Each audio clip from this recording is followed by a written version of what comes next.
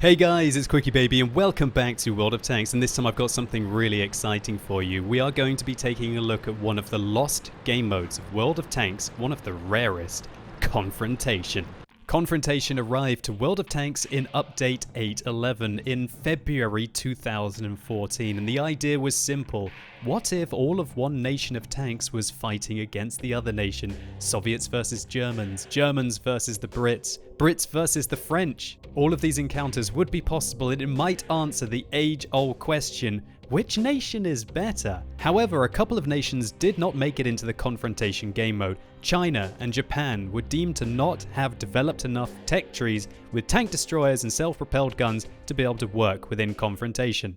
So it's going to be the Americans versus the Germans, and our hero for America is Rico for UK, who's playing in his top tier American heavy tank, the T-29.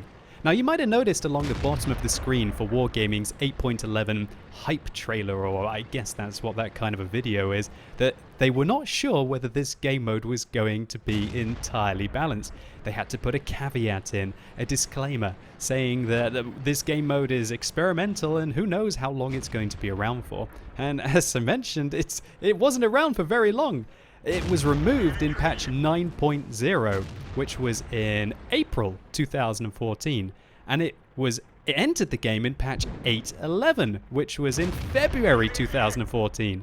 And so this patch 8.11 and the Confrontation game mode is absolutely rare and very hard to find on what replays at least meaningful encounters, or confrontations as we should say, just to show you guys the relic of where it was. There it is. Standard, Encounter, Assault, and Confrontation, something only existing for the 8.11 patch. Now, Rico 4 UK is in his top tier American heavy tank, the T-29, and this thing is an absolute beast. Really, when we look at it, it's Tigers versus T-29s, and it's PZSFLs versus T-25-2s. Now, the Americans obviously have got the better gun depression, well, apart from the PZSFL, which has fantastic gun depression, but that is a rather slow and lumbering tank, and I'd say the T-25-2 is a bit more like an all-purpose medium. But let's focus more on Rico's tank and how it stacks up against a Tiger. So the Tiger, it has more hit points, it has more DPM with its 88mm. Both the vehicles have comparable penetration. The T-29 might be slightly more mobile up to its limited top speed limit of 35 km an hour, whereas the Tiger can push on if it does gather some momentum. But the main difference between the T-29 and the Tiger has to be the turret armor, as well as of course the alpha damage of 320 on this 105mm compared to the 240 on the German 88. But really it's the turret armor on the T-29 that I think is just so instrumental in the encounter of a T-29 versus a Tiger.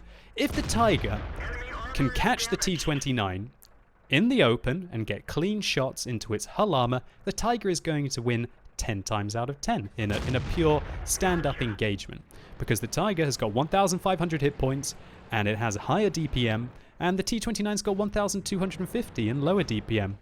But when players use the vehicle like Rico, working those ridge lines, trading the shots, using the excellent turret armor of the T-29, which has to be one of the best tier for tier in the game, then it's certainly not an even fight.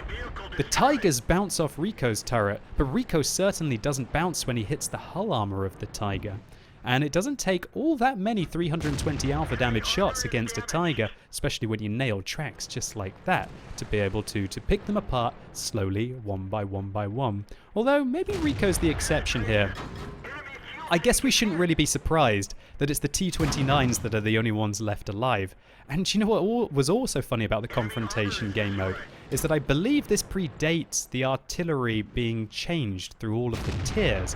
And so that means possibly, although I could be wrong here, that you didn't actually see that many artillery inside the Confrontation game mode. And so that made tanks which are very good hull down, such as the T-29, and lightly armored tanks such as the PZSFL, all the better because they were harder to dig out. Talking about digging tanks out. Look at this. Rico is in a fantastic position here. He's using the ridge line perfectly. He's isolating the enemy vehicles one by one. He's caught 3 tier 7 German tanks right out in the open, and he focuses down the tier 7 medium tank first, removing him from the game so now he can focus on the Tigers. It's almost as if the Tigers know instinctively what they have to do. One of them's leaving the cap circle, realizing we are never going to be able to kill that T-29 when he's hull down. So Rico ignores the one who's advancing towards him at the front, wants to isolate the one at the back.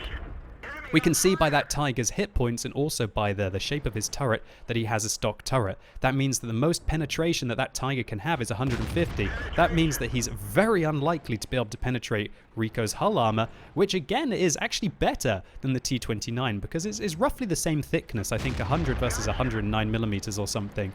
But the T-29 is better angled. Of course, you do have a weak point on front of the T-29, the machine gun port that anyone can take advantage of. So here's that Tiger. Now that Rico has managed to take out the 2 vehicles that are inside the cap circle, looks like this Tiger on the enemy team, who is called, what's his name? WW, is the only one who's actually playing the engagement correctly. But Rico counters the all-in threat from the Tiger by advancing towards him, getting up in his face, taking advantage of the Tiger's poor gun depression to face hug him.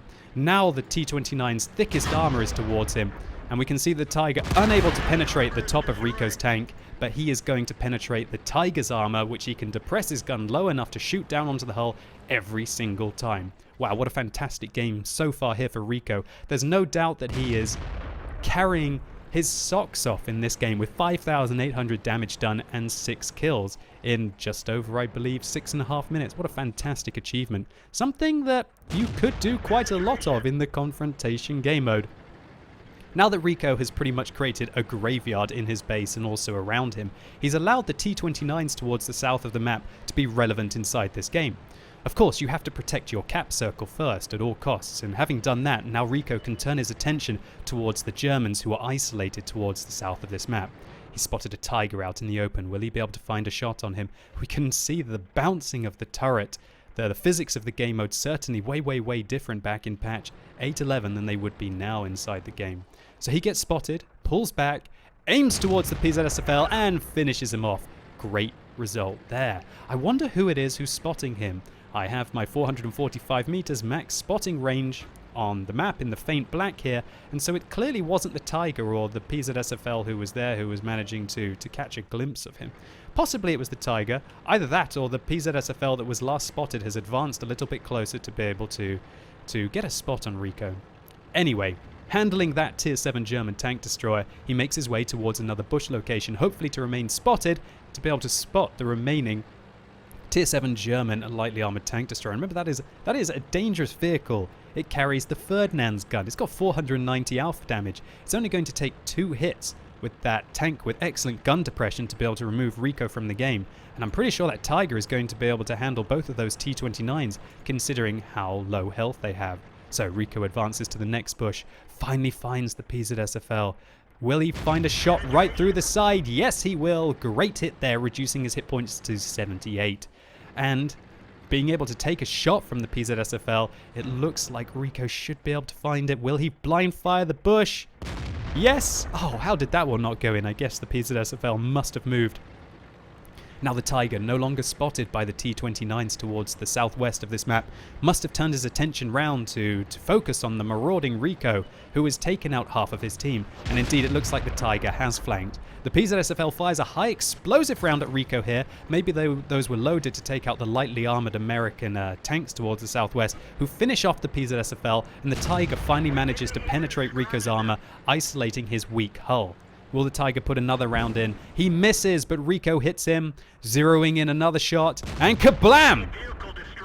Blows the head clean off the Tiger with a 591 damage shot. So it's without a doubt the heroic efforts of Rico4 UK, posting one of the highest damage games of all time in the T-29, that takes the victory for the Americans against the Germans. Ultimately, what we really found here is that T-29s do not match up very well against Tigers on a map where you can use gun depression and extreme turret armor. But here are some other interesting facts about different win percentages at different tiers for different nations only inside the Confrontation game mode. Number 1. The Tier 1 American light tank, the T1 Cunningham, in its unnerfed state won 70% of its Confrontation games. And remember, that's just an average. This is Joe Bloggs signing up at random in his T1 Cunningham and getting a 70% win ratio for simply going into your settings and checking Confrontation. Fact 2, between Tier 5 and Tier 7, the Americans were extremely dominant, winning 62% of their games, while the Germans only managed to win 33% of their confrontations around the mid-tiers. At Tier 10, however, the Germans were massively dominant, winning 58% of their games, showing you what a high health pool, high alpha damage, and a good amount of armor can do for the average player. While conversely, the high tier French tanks had a 39% win ratio, because all of those vehicles have got autoloaders. They're support tanks. You don't have the meat to be able to push in. And what you'd find is the French tanks would rush in, pick up a couple of kills, and then run out of ammunition, and all of the other nations would go, okay, now what? And then simply decimate them. And that led to Confrontation only lasting 2 months and never returning. So Rico gets a Radley Walters medal here for his 8 kills, as well as a high caliber medal for his 7,622 damage done, 2,298 base experience points. How simply ridiculous. And I believe he doesn't fire any APCR rounds, so he would have made a very nice profit. Not quite this much as it's bugged on old replays, but he would still made about 60,000 credits from this game mode. And so Rico4UK, thank you for uploading this time capsule of a replay on the What Replays website so that we can all enjoy it now and bask in the unbalanced mess that was the Confrontation game mode. And hopefully you enjoyed this video. If you did, please consider giving it a like. It really helps the channel out. And let me know in the comments if you want to see more Confrontation battles. Maybe at Tier 10, what nations do you want to see pitting off against each other and why? And as always, thank you so much for watching. You've been epic, and hopefully I'll see you soon.